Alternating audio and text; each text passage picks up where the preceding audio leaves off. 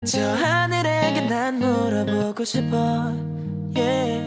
semuanya, saya perwakilan dari kelompok 9 kelas 10 MIPA 2 ingin presentasikan tentang klasifikasi protista yang menguntungkan dan merugikan serta peranannya. Anggota yang terdiri dari Adila Putri Hermayati, Syakira Zahara, Audi Dwi Mailani, Hendri Haryansyah, dan saya sendiri Kalisa Salsabila Fitriayu.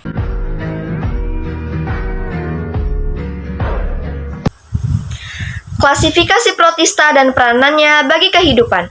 Protista merupakan salah satu makhluk hidup yang memiliki keunikan tersendiri. Kelompok organisme ini terbagi menjadi 3 kategori.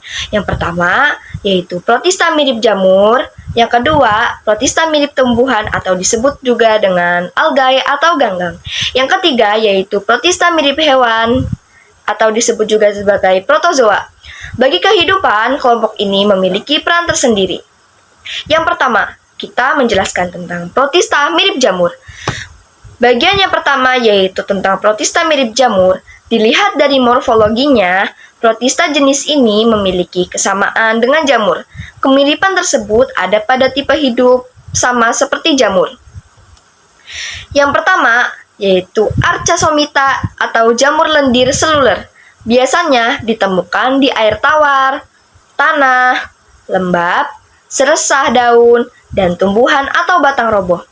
Contoh Archaeomycota yaitu Dictyostelium discoideum. Yang kedua, Myxomycota. Protista mirip jamur selanjutnya yaitu Myxomycota atau jamur lendir plasmodial. Jamur ini biasa ditemukan pada hutan basah, batang kayu busuk, tanah lembab, sampah basah, dan daun yang sudah lapuk. Ciri-ciri Myxomycota yaitu tubuhnya berwarna cerah, kuning atau orange, dan mempunyai struktur vegetatif berupa lendir. Contoh Myxomycota yaitu Arsia, Lycogala, dan Pisarium. Yang ketiga yaitu Oomycota. Jamur air memiliki hifat tidak bersekat melintang sensitik dan memiliki cabang. Tempat tinggal jamur ini ada di tempat lembab atau di air. Sebagian bersifat saprofit dan sebagian lainnya bersifat parasit. Selanjutnya yaitu protista mirip tumbuhan. Klasifikasi protista selanjutnya yaitu kelompok yang memiliki kemiripan dengan tumbuhan. Kelompok tersebut biasanya disebut juga dengan algae. Berikut ini ciri-ciri protista mirip tumbuhan. 1. Memiliki dinding sel dan kloropas seperti tumbuhan. 2. Merupakan organisme uniseluler dan multiseluler. 3. Ada yang hidup soliter namun ada juga yang berkoloni. Yang keempat, untuk algae uniseluler memiliki bentuk oval, bulat, atau mirip seperti buah pir. Sedangkan algae multiseluler berbentuk lembaran, benang, dan ada juga yang mirip tumbuhan. 5. Struktur tubuhnya sederhana, belum bisa dibedakan antara akar, batang, dan daun. Yang keenam, reproduksi secara seksual dan aseksual. Protista yang mirip tumbuhan ini juga terbagi menjadi beberapa kelompok berdasarkan klasifikasi tertentu, yaitu sebagai berikut. Yang pertama, filum Eugenitophyta. Filum ini memiliki ciri khas yaitu mirip seperti tumbuhan namun juga mirip dengan hewan. Eugenitophyta memiliki klorofil A dan B untuk berfotosintesis seperti tumbuhan, namun tidak memiliki dinding sel seperti hewan. Yang kedua, filum Pyrrhotophyta atau algae api. Pyrrhotophyta sering disebut sebagai dinoflagellata sebab mempunyai 2 buah flagel. Kelompok ini umumnya bersel tunggal. Filum Pyrrhotophyta mempunyai klorofil A dan C, karotenoid, dan xanthofil. Yang ketiga yaitu filum Bacillorhizophyta. Organisme uniseluler ini memiliki dinding sel terbuat dari silikat hidrat dan memiliki pigmen klorofil, karotenoid, dan xanthofil. Contohnya Navicula. Yang keempat yaitu Chlorophyta. Chlorophyta terbagi menjadi 2 jenis yaitu uniseluler dan multiseluler. Dinding sel protista jenis ini terbuat dari selulosa. Pyrrhotophyta juga mempunyai pigmen klorofil dan karotenoid.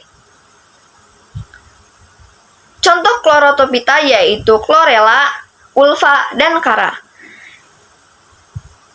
Yang kelima yaitu filum Christophyta. Organisme uniseluler atau multiseluler ini mempunyai pigmen klorofil, karotenoid, dan xanthofil. Habitatnya adalah di air tawar atau laut. Contoh Cristophyta yaitu Ochromonas dan Sinura. Yang keenam yaitu filum Phytophyta. Filum Protista ini merupakan organisme multiseluler yang memiliki akar, batang, dan daun seperti tumbuhan. Dan yang terakhir yaitu filum Rhodophyta. Filum Rhodophyta adalah organisme multiseluler yang bentuk tubuhnya mirip dengan rumput serta memiliki pigmen klorofil, karotenoid, dan vicobilin. Jelaskan tentang protista mirip hewan. Apa sih protista mirip hewan itu? Pengelompokan protista mirip hewan berdasarkan pada alat geraknya. Adapun ciri-cirinya sebagai berikut. Pertama, organisme bersel satu. Dua, memiliki inti eukariotik. Tiga, ukuran tubuhnya 100-300 mikron. 4. Sebagian besar alat gerak berupa kaki semu, bulu getar, dan bulu cambuk. 5. Hidup di air tawar, air laut, tempat lembab, tubuh hewan, dan tubuh manusia. 6. Selnya tersusun atas membran sel, sitoplasma, vakuola makanan, vakuola kontraktil, dan inti sel. 7. Reproduksi secara seksual dan aseksual. Klasifikasi protozoa. Pertama, filum Rhizopoda. Filum ini memiliki alat gerak berupa kaki semu atau pseudopodia, salah satu jenis Rhizopoda yang mudah diamati yaitu amuba. 2. Filum Actinopoda. Ciri utama dari filum ini yaitu memiliki pseudopodia yang ramping dan menyebar. Tubuhnya memiliki bentuk seperti bola. Contoh Actinopoda yaitu Heliozoa dan Radiozoa. Ketiga, filum Foraminifera. Foraminifera ini memiliki cangkang dari zat kapur dan silika. Gerakan dari protista ini sangat lambat dan umumnya biasa hidup di laut dengan cara menempel pada bebatuan atau plankton. Contoh foraminifera yaitu Polistomela dan Globigerina. Keempat, filum Zooflagellata. Filum ini memiliki alat gerak bulu cambuk atau flagella. Habitatnya ada di air tawar, air laut, tempat basah, dan ada juga di tubuh hewan atau manusia. Kelima, filum Ciliata. Ciliata merupakan protista mirip hewan yang memiliki satu sel. Tubuhnya ditumbuhi rambut atau bulu getar, yang jumlahnya sangat banyak. Keenam, filum Sporozoa. Semua jenis protozoa ini hidup sebagai parasit dan tidak memiliki gerak spesifik. Contohnya sporozoa yaitu Toxoplasma gondii dan Plasmodium sp. Penyebab malaria lewat vektor nyamuk Anopheles betina. Peranan protista bagi kehidupan. Sama halnya dengan makhluk hidup lain, protista juga memiliki dua peran, yaitu menguntungkan dan merugikan. Berikut peranannya. Peran menguntungkan. Pertama, fosil foraminifera digunakan untuk mendeteksi keberadaan minyak bumi. 2.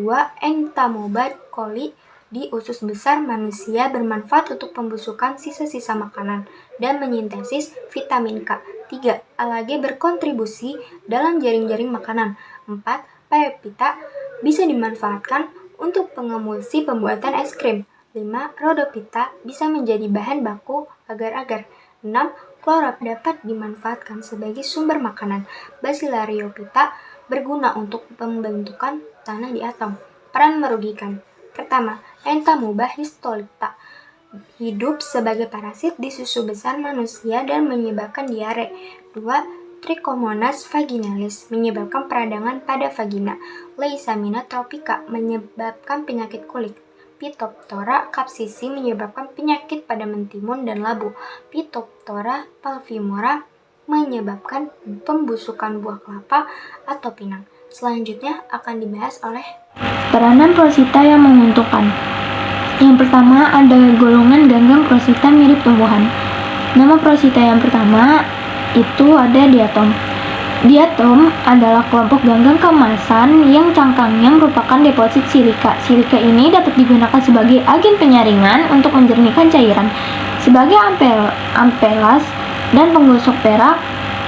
Karena diatom juga dapat dimanfaatkan sebagai bahan isolasi, bahan pembuat dinamit, bahan pembuat saringan, dan bahan pasta gigi. Yang kedua ada ganggang coklat. Ganggang coklat, dinding selnya mengandung asam alginat yang dapat dimanfaatkan sebagai pengemulsi dalam industri es krim, sebagai obat-obatan dan cat. Yang ketiga ada Laminaria lavania, mengandung kalsium yang dapat dimanfaatkan sebagai pupuk pertanian dan makanan ternak. Lalu yang keempat ada Laminaria digitalis, dapat dimanfaatkan sebagai penghasil iodium untuk obat penyakit gondok. Kemudian ada ganggang merah. Ganggang merah dapat dimanfaatkan sebagai bahan campuran dalam es, bahan kosmetika, bahan pembuatan agar-agar, dan sebagai pemadat media pertumbuhan bakteri. Lalu yang kelima ada ganggang hijau. Ganggang hijau merupakan sumber fitoplan yang digunakan sebagai pakan ikan dan hewan air lainnya. Dapat dikatakan bahwa pada ekosistem perairan ganggang hijau lah yang merupakan produsen sebagai hewan-hewan air lainnya. Kemudian ada ulva, caulerpa, dan enteromorpha. Dapat dijadikan sebagai sumber makanan berupa sayur. Protista yang merugikan. Entamoeba gingivolis merupakan rhizopoda parasit dalam tubuh manusia. Organisme ini menyebabkan kerusakan gigi dan gusi, penyakit gingivitis.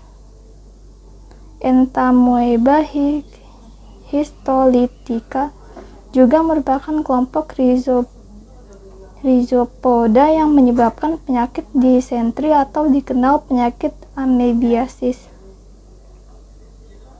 Trypanosoma gambiense menyebabkan penyakit tidur pada manusia di benua Afrika. Trypanosoma radiation juga menyebabkan penyakit tidur pada manusia dengan hospes atau inang. Trypanosomia evensi menyebabkan penyakit sura atau malas pada hewan ternak. Trichomonas vaginalis menyebabkan penyakit pada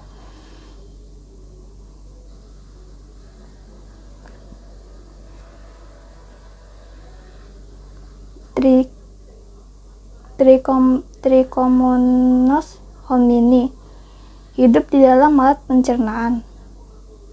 Trichomonas faetus menyebabkan obartus. Trichonosma cruzi menyebabkan penyakit cagas atau anemia pada anak-anak.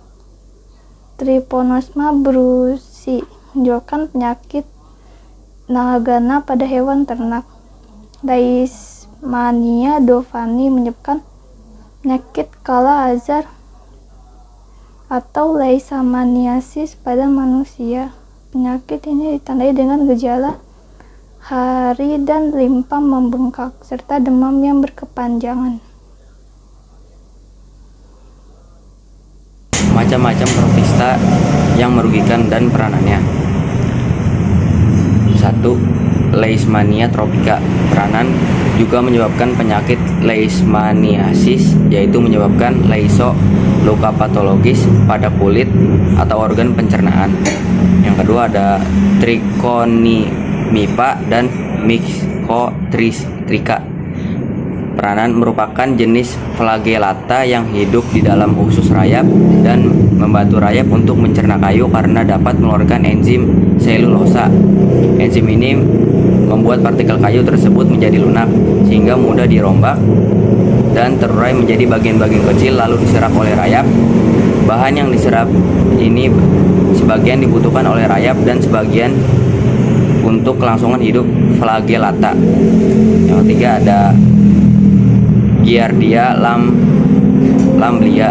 Peranan merupakan satu-satunya prozoa usus yang menimbulkan penyakit disentri atau diare dan kejang-kejang di bagian perut. Protozoa ini ditemukan dalam duodenum atau usus 12 jari. Penularannya melalui makanan atau minuman yang tercemar dan melalui kontak dari tangan ke mulut. Yang keempat ada Balantidium coli.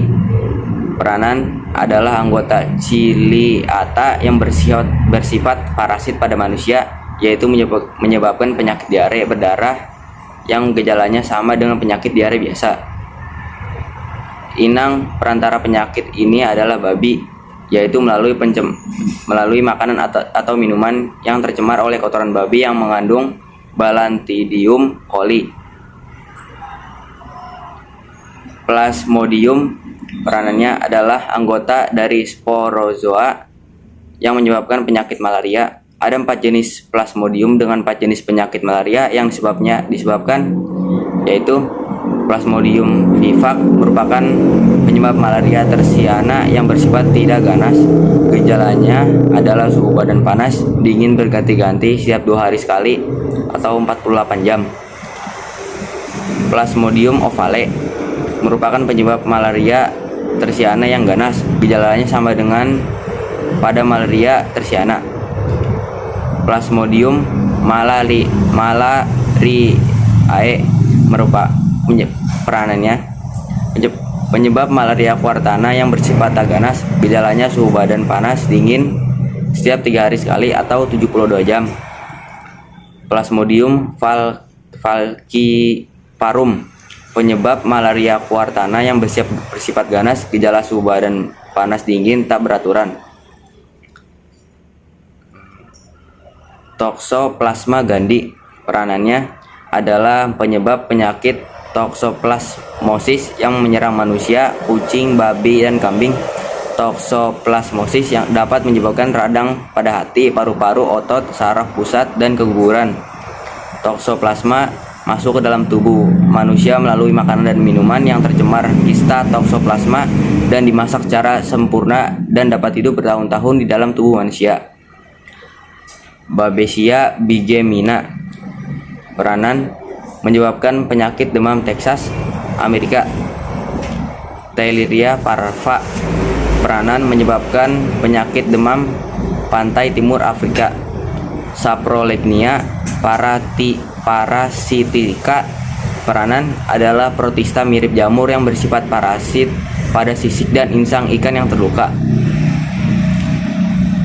Phytophthora infestans